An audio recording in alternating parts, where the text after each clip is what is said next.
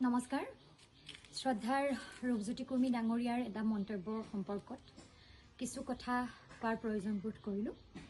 তেখেতে কৈছে যে য'ত তেখেতে ভোট পালে জিকিলে তাত কাম কৰিব, কিন্তু য'ত তেখেতে ভোট কম পালে নিজিকিলে তাত তেওঁ 2 বছৰৰ পাছতহে কামবোৰ কৰিব, লাহে লাহে কৰিব।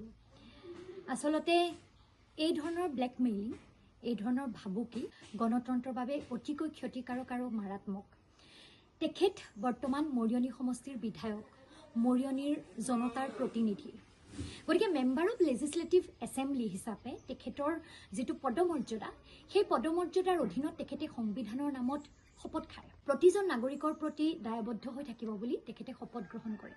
আৰু তাৰ পাছত তেখেতে এনেধৰণৰ আচলতে বক্তব্য যেতিয়া এজন MLA দিয়ে, তেতিয়াহ'লে এই কথাটো অতিকৈ ভয়াৱহ।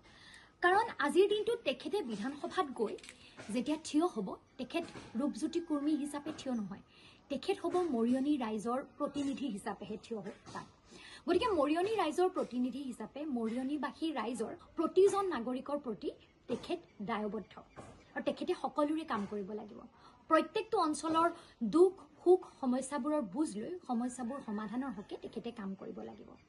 আমি বিগত সময়ত গম পাই আহিছোঁ বহু কথা, যে বহু ৰাইজক ৰাস্তাটো বেয়া হৈ আছিল, আপোনালোকৰ ইয়াত ভোট কম পালোঁ গতিকে নবনাওঁ বুলি কোৱা হৈছে, কাৰোবাক আঁচনি কাটি দিম বুলি কোৱা হৈছে, কাৰোবাক পোৱা সুবিধাখিনিৰ পৰা বঞ্চিত কৰিব বুলি ভয় ভাবুকি দিয়া হৈছে। নিৰ্বাচনৰ আগতো দিয়া হৈছে আৰু নিৰ্বাচনৰ পিছতো দিয়া হৈছে।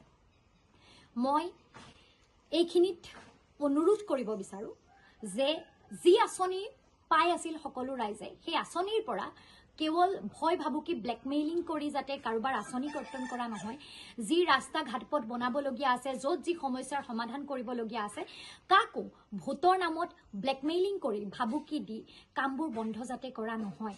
আজি সন্মানীয় বিধায়ক মহোদয়ে মৰিয়নিত যি উন্নয়নমূলক কাম কাজ কৰিব, এই কাম কাজ তেখেতে নিশ্চয়কৈ জানে যে তেখেতে নিজৰ টকাৰে নিজৰ পকেটৰ পইচাৰে নকৰে। তেখেতৰ যি দৰমহা, তেখেতৰ গাড়ীত ভৰোৱা তেলৰ যি টকা চৰকাৰৰ পৰা তেখেতে লাভ কৰিব, আজি বিধায়ক আৱাস যি লাভ কৰে, তেখেতে নিশ্চয় জানে এয়া তেখেতে তেখেতৰ পকেটৰ টকাৰে লাভ নকৰে, তেখেতৰ দৰমহাও ৰাইজৰ টকা। তেখেতে কৰা প্ৰত্যেকটো উন্নয়নমূলক কামৰ যি চৰকাৰী ধন আহিব, আঁচনিৰ ধন আহিব, এয়া ৰাইজৰ টকা, টেক্স পেয়াৰ্ছ মানি।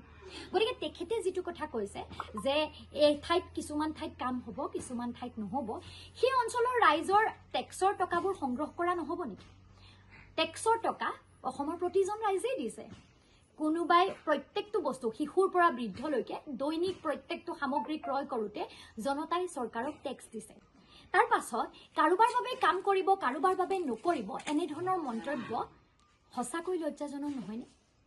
মই ৰূপজ্যোতি কুৰ্মী ডাঙৰীয়াক স্পষ্টকৈ এটা কথা ক'ব বিচাৰোঁ, আপুনি জনতাৰ প্ৰতিনিধি, আপুনি মৰিয়নিবাসীৰ প্ৰতিনিধি।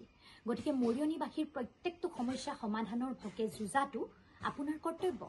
বিধানসভাৰ ভিতৰত আমি বিৰোধী হিচাপে নাথাকিব পাৰোঁ, কিন্তু মৰিয়নিৰ ৰাজপথত যদি ল'ৰা ছোৱালীবোৰ খোজ কাঢ়োতে পৰি যায়, তেওঁলোকৰ এক্সিডেণ্ট হয়, তেওঁলোক যদি বৰষুণ এজাক দিলে ওলাব নোৱাৰা অৱস্থাবোৰ থাকে, আমি কিন্তু মাত মাতি থাকিম। আপুনি নিজেই সেই পথেৰে যাবলৈ 10 বাৰ ভাবিব লাগিব, যদি পথটো মেৰামতি নহয়। যদি কাৰোবাক আঁচনি কৰ্তন কৰিম বুলি ভাবুকি দিয়া হয়, যদি আঁচনি কৰ্তন কৰা হয় কেৱল ক'ৰবাত ভোট কম পালোঁ বাবে, কোনোবাই পাই থকা সুবিধাবোৰৰ পৰা তেওঁলোকক ভয় ভাবুকি ব্লেকমেইলিং দি কৰ্তন কৰা হয়, তেতিয়া কিন্তু আমি সাজোৰে মাত মাতি থাকিম, আমি ৰাইজৰ লগত আগবাঢ়ি ওলাই যাম।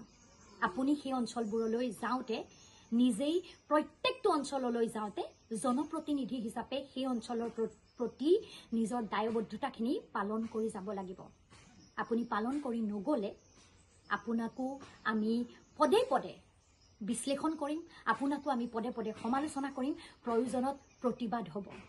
গতিকে তেখেতলৈ অনুৰোধ, প্ৰতিনিধি হিচাপে তেখেতে জনতাৰ প্ৰতিনিধি হিচাপে MLA শব্দটোৰ, মেম্বাৰ অফ লেজিছলেটিভ এছেম্বলি শব্দটোৰ অৰ্থ আৰু মহত্ব বুজি পাওক, আৰু তেখেতে নিজৰ দায়বদ্ধতাখিনি, যিখিনি শপত তেখেতে লৈছে ভাৰতীয় সংবিধানৰ প্ৰতি সন্মান জনাই, যিখিনি প্ৰতিশ্ৰুতি তেখেতে শপত গ্ৰহণৰ মাজেৰে দিব, সেই শপত গ্ৰহণ, নিজৰ দায়বদ্ধতাক প্ৰকৃত মৰ্যাদা দি নিজৰ দায়িত্বখিনি পালন কৰক, আৰু ব্লেকমেইলিং, ভয় ভাবুকিৰ ৰাজনীতি যাতে অনাগত দিনত নকৰে।